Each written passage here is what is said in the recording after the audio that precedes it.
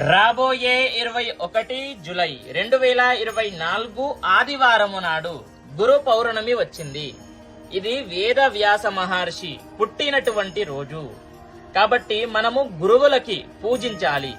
ఈ రోజు మనము ఏం చెయ్యాలి అని అంటే, ఫస్ట్ గా మన మొదటి గురువు ఎవరు? మన తల్లి తండ్రులే.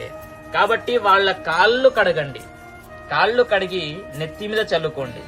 విశేషమైనటువంటి ఫలితము లభిస్తుంది. మరియు మీ గురువులు చిన్నప్పటి స్కూల్ టీచరే కానివ్వండి, లేదా మీకు విద్య నేర్పినటువంటి ఎటువంటి ఏ విద్య నేర్పినా సరే వాళ్ళు మీరు గురువు కిందికే వస్తారు.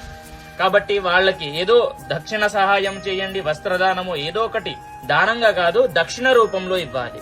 చూడండి, ఇంకా ఘాన్గాపూర్ వెళ్ళండి వీలైతే.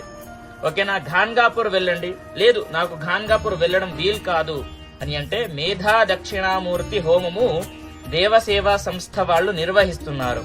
కాబట్టి ఓన్లీ నేను పూజ చేసుకుంటాను ఇంట్లోనే ఉండి అని అంటే, నా బయోలో లింక్ ఉంది, అక్కడికి వెళ్లి పూజను బుక్ చేసుకోండి. ఓకేనా? స్వస్తి, సర్వే జనాః సుఖినో భవంతు.